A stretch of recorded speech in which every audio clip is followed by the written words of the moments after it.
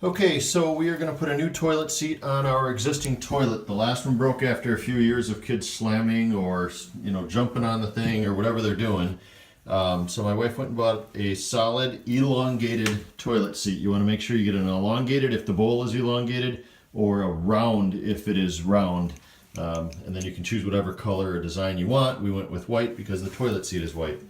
So you just slide the seat cover back into place. The holes are already obviously on the toilet. You put the two plastic screws in there, and then you've got a finger tightened nut for each side. This all comes with it.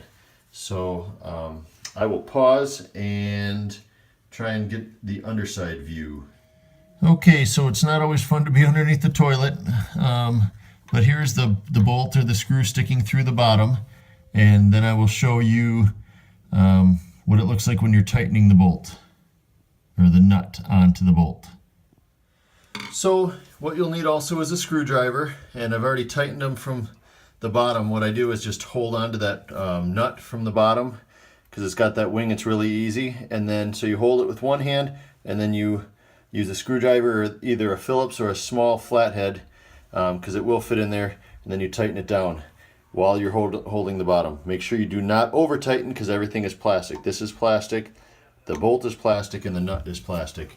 And then all you do is just press these things down and you are done, and the toilet works.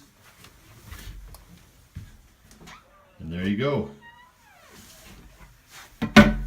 Good to go for another, I don't know, 5 to 10 years.